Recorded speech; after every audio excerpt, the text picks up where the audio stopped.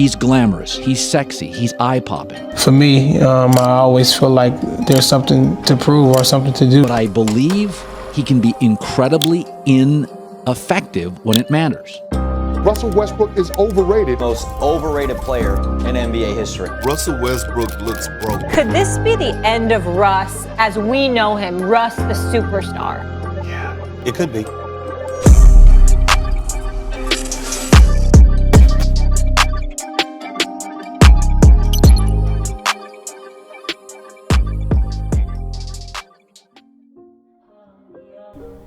Russell Westbrook has always been one of those players that has always been just as good as his last game. For what feels like forever at this point, the Brody has been an inefficient bricklayer in the eyes of NBA fans. But at one point in time, Russell Westbrook was the most electrifying athlete in all sports. As history has played out, and Westbrook's legacy as an athlete seems to be all but finished, the validity of his accomplishments have become a very interesting talking point, as behind the triple-doubles, awards, turnovers, and airballs lies one of the most polarizing careers in NBA history. So what created the curious case of Russell Westbrook? Russell started out pretty close to what we know him as now, a bulldog funneling to the rim who goes 190% every play on the floor. Only difference was that entering high school he didn't have the biceps the size of your head, and he was standing about 8 inches shorter at 5'8". Despite having the build of a chess player, he managed to stick in with some big dogs. 6'6" Kelsey Barnes shared a lot in common with Russell Westbrook. As well as sharing a similar goal of playing for UCLA someday, the two had quite a bit in common. Shooting until the lights turned off every day and playing in every open gym, the two were rather connected through what they could do together on the floor, but life doesn't always play out how you planned it. There's never a good time to see something like this, but in a particularly unsettling manner, Bars would collapse during an open gym, dropping dead on the floor. As well as the weight of a friend's loss on his shoulders, Russell carried around the weight of turning their ambitions into reality. Despite standing at 5'8", Russell made it into the starting lineup. Despite it taking up to his junior year to do so, Russell was definitely no slouch. And after shooting up to 6'3" before his senior year, not only was he no slouch, but he was a fucking beast. Putting up 25, 8, and 3 averages with 2 steals as a senior, and after receiving just 1 college letter until now, he was now on high major schools' radar. Through a timely growth spurt and a childhood of work, he now made his childhood goal a reality. Suiting up for his dream school may have been a life accomplishment, but it certainly didn't get any easier. As a backup for Darren Collison, Russell served a minimal role as a freshman, putting up 3 points as primarily a bench energy guy. As someone who had little time to show what they could do with 9 minutes per game, it's safe to say he didn't sit around and pout, as throughout the offseason, he took advantage of the luxurious Los Angeles location, getting games and workouts in with all types of NBA talent. As his physical ability and basketball skill set caught up to his dog attitude, if a door opened, it's safe to say that he was ready to burst right through it. And, as Darren Collison went down with an injury, Russell Westbrook and Kevin Love took center stage at UCLA, where Russell jumped from a nobody to a top NBA prospect. The kid could bully his way to the basket at any time. He was physically extremely gifted with an insane first step, and while jumping out of the gym, what brought him to the top was his motor. He might be 6'3", but Westbrook was looking to truck his way to the basket and dunk the ball on your head every time down the floor, while being the best defender in the Pac-10. After a Final Four run and grabbing the country by the balls in the meantime, Westbrook was now a top 10 prospect in the NBA, and if that seemed to happen fast, that's because it sure as hell did. The not so long ago college long shot was now the most athletic point in the NCAA. With a sky-high ceiling as a defender, decent passing skills, a good-looking jump shot although inconsistent, and a very elite finishing ability around the basket. At the very minimum, Westbrook's floor looked pretty damn good. With somewhat of a low-risk, high-reward odds, Westbrook's stock looked pretty damn high, resulting in him climbing the draft boards to the number 4 spots to the Seattle Supersonics. Playing alongside Rookie of the Year Kevin Durant, this thing was about to get interesting.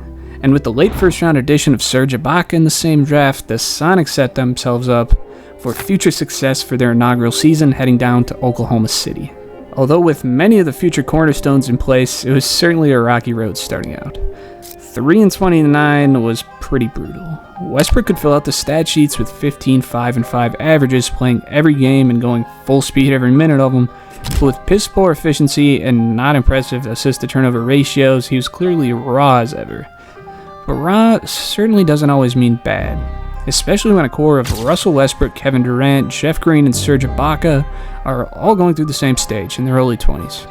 And adding future MVP James Harden turned what looked like a pretty promising young group to what could become one of the most loaded rosters to ever grace the floor. The jump these guys took certainly could not have been predicted, as jumping from 23 to 50 wins in one season is far from typical development. Russell climbed the ladder, jumping to 16, 8, and 5 on an improved 42% from the field. And as he became more comfortable with the pace of the NBA game, everyone else became significantly more uncomfortable with the pace of Russell Westbrook. His over-the-top energy at all times sped his matchups into making plenty of mistakes, and created plenty of advantages that he was learning to capitalize on. With a Western Conference as competitive as ever, 50 wins was only enough to grab an 8th seed, matching up with the Lakers in round 1. The Young Gun Thunder expectedly lost to the eventual champions, but it was definitely not Russ's fault on this one. His first playoff series was a breaking point. Westbrook may have been the best player on the court with plenty of Hall of Famers sharing the floor, pushing the series to 6 games by himself with 26 and 6 averages with very good shooting splits at 47 and 42%. Russell Westbrook was ready to take a jump from exciting young player to NBA star, and at 22 years old, Westbrook did just that, getting selected to his first All-Star game with 22, 8, and 4 averages while reaching near league average efficiency was the biggest leap in the league up to this point.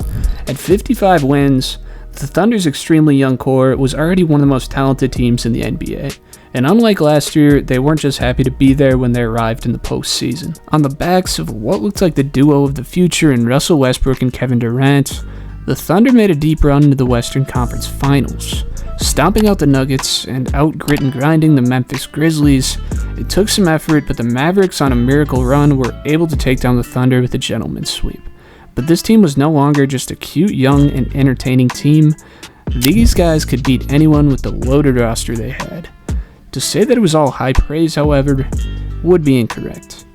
Russell Westbrook was put on blast after a terrible shooting performance in this series.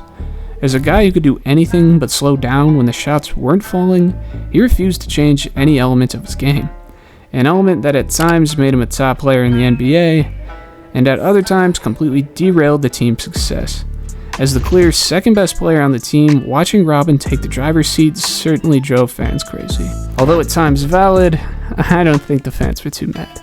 As James Harden emerged as one of the best 6 men in the league, and KD and Russ climbed the ladder as one of the best duos in the NBA, this trio created one of the craziest offensive forces that I've seen, and meeting Serge Ibaka at the other end didn't make it any more fun. Russ continued to improve at a pretty linear rate, as his physical ability became more and more elite as year and year went on. But not only was he one of the most athletic guards in the league, but also one of the strongest. A combination that gave Derrick Rose a run for his money as the best interior scorer from the guard position. Running into the playoffs, and OKC proved that talent beats experience when you have enough of it. Sweeping the Mavericks in the first round, a gentleman sweep to the Lakers, and a 4-2 win against the Spurs. With a run that seemed as dominant as ever, it wasn't long until they bit off a little more than they could chew. At the fault of really no one. As Westbrook put up 27, 6, and 6 in the NBA Finals, including a 43-point explosion in Game 4, the Thunder were taken down in 5 by one of the best teams of all time in the Big Three Heat. In a series in which they were outmatched, this series in many ways gets brushed off as a one-off run from a young team, but I think it's safe to say that they were just as good as plenty of Finals teams that we've seen in recent years. The dominance of legitimate NBA legends on their way should be proof enough, and although this would be the last we see of the Big Three Thunder, as James Harden was no longer affordable and dealt to Houston, this run of KD, Russ, and Harden, all under 24 years old, should be labeled as anything but a failure. Despite the loss of their 6th man, they were in reality always just a duo, as Harden would reach the heights he's known for after his run in OKC, which does explain how after moving on from his services, the Thunder were able to jump to a crazy 60-22 the next season. As what looked like the favorite to win the West, this season would end in controversial fashion. Everyone's favorite bum Patrick Beverley would make a diving play like fucking Derek Jeter into Westbrook's kneecap, tearing his meniscus and destroying championship hopes, on an otherwise promising season. Not only was Westbrick out this playoffs, but also would miss his first game in the NBA thus far. Requiring surgery, Russell would miss some time the following season, as this would start a chain of injuries sidelining him half the year, and opening the door for Kevin Durant to put together one of the most impressive MVP seasons in league history. At 59 wins on the back of the best scorer in the NBA, the Thunder's expectations remained high. Yet, at the end of the day, they never could put enough together to bring one home. After a good and very entertaining run with a nail-biter against the Grizzlies and a tough win against the Clippers, the Thunder sadly were outmatched by the eventual champs once again. With their duo entering what was their absolute prime, it seems like that the majority was still pretty high despite the close but no cigar seasons year after year after year. I'm sure you could chop this one up to Popovich's Spurs just beating down on a team whose number 2 man just got off his crutches, but in retrospect, these excuses may fog the vision of what this team really was. Fast forwarding to the 2015 season, as roles reversed, KD went down with a season-ending injury, resulting in the Russell Westbrook show. Soaring to 28, 8, and 7 averages, Russell Westbrook was one of the best players in the NBA, and had a case to win Steph's first MVP instead. And at 45 wins, he also didn't do the worst carry job in the world either. With 2 stars joining forces once again for a full season for the first time in 3 years, the 2016 season was the first and only time we'd see KD and Russ together at their absolute primes. Reaching 10 assists a game for the first time, he was clearly ready for his buddy back, and the Thunder were one of the scariest offensive forces the game has ever seen. At the 3rd seed, this year was obviously championship or bust, and after 2 rounds, it didn't look like there was much that could slow them down. KD and Russ were the most talented duo in the West at this time. The only problem was the 73-9 Warriors weren't too damn bad either. With their backs against the wall, Russ in particular certainly wasn't changing a damn thing, shocking everyone, jumping up to 3-1 with efficient 30 bombs in Game 3 and 4. The upset of the postseason was all but written. But after very poor shooting performances from KD and Russ for 3 straight games, the Thunder clearly just completely choked. I guess some things are just too good to be true sometimes. Sending it back home in what should have been their year really sucked, man. But what made it 10 times worse is what we all know came next. The news again coming in moments ago, Kevin Durant heading to the Golden State Warriors. That is the weakest move I've ever seen from a superstar. Plain and simple. That's just how I look at it. Kevin Durant to the Warriors was one shitty day, and began stirring up the drama that was the Thunder's odd legacy. Leaving a 27-year-old superstar teammate doesn't happen too often, and raised many questions about this team's dynamic and Russ in particular. Westbrick is one of the best guards going downhill ever, and it's no discussion, but the turbo speed style of play is not always the most efficient. Playing with an inefficient, turnover-prone guard can be annoying, especially for the best 3-level scorer the game's ever seen, so meshing with a player like Westbrick is going to be hard.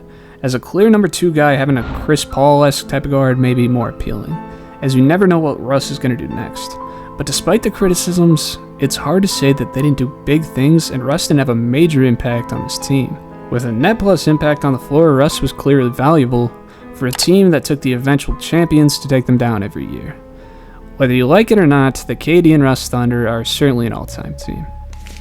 But after this breakup with a night and day difference, Russ took the floor and did pretty much what he always does. The guy can fill up the stat sheet like no one other, and really changed the way we looked at productivity in the modern NBA. As Westbrook's 31 points, 10 rebounds, and 10 assists is one of the craziest stat lines you could really have. There were so many explosions this year that it was hard to count, and with absolutely stupid 40% usage rate, Russell Westbrook could carry a squad of bums better than pretty much anyone I've ever seen. At 47 wins, they were actually quite competitive despite the attempted pairing with Victor Oladipo not really working to perfection. An MVP award was pretty obvious, yet controversial for a 6-seed team, but the amount of sheer production was Wilt Chamberlain-like.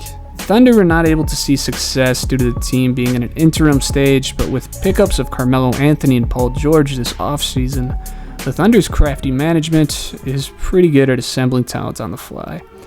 Despite actually having to share the ball, Westbrook actually continued his triple-double average for the next 2 seasons, and completely made it unimpressive in the meantime somehow. The second attempt at a big 3 definitely fell flat, It's safe to say Paul George was not talented enough to make up for no one really being a perfect fit with Russell Westbrook, and the Thunder would fail to crack 50 wins either year, and never make it past the first round after KD's departure. This is really when the insults started to fly in, as PG's efficiency and Russ's inefficiency kind of made Russ look like a regular season player. He could put up stats in the regular season all day, but really, a guy as ball dominant as Russ, who doesn't exactly improve his teammates, doesn't translate to tough offense against a coach with a brain. To say that he was bad at this time is incorrect, but to not point out the lack of growth and a bit of stubbornness in his play style, not adjusting to playoff scenarios, didn't make him look like he could win on his own, and in reality, that likely wasn't his role.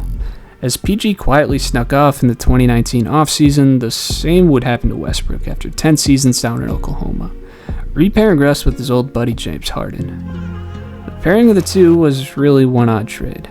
Both criticized for overusage as well as inefficient and erratic tendencies, the two really did seem to struggle to coexist, with Russell Westbrook's small ball lineups at times looking better than anything that James Harden could produce on the floor.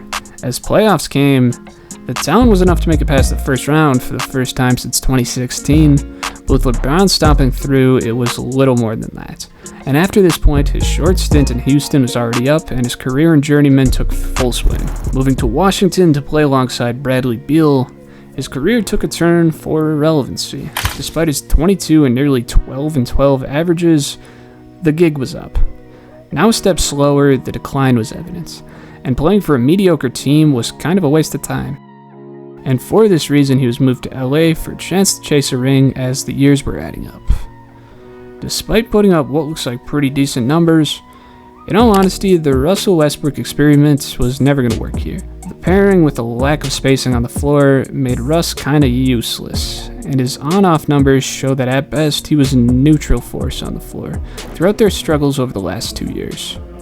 This period was certainly the worst of his career, up to this point. As an aging star who doesn't really know any other way to play other than being the star, makes for some really ugly basketball.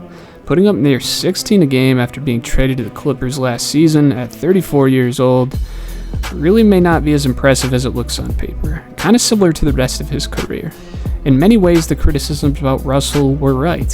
His stats were inflated due to his play style, demanding the ball, and going 1,000,000,000% to make things happen. Russell Westbrook, even at his best, was never going to be a player you could build a championship around.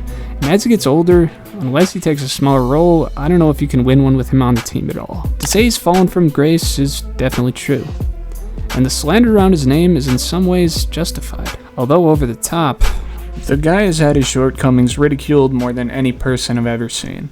But at the end of the day, he still had a career that most people could only dream of. If the cookie crumbled differently with Kevin Durant and Russell Westbrook healthy on the same team, any year a banner might have dropped.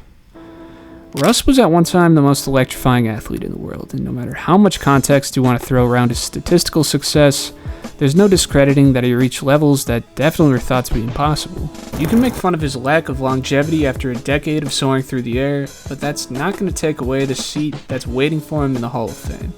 Although his decline has been anything but graceful, the years of a Bulldog and OKC terrorizing the NBA will keep their place in the history books forever.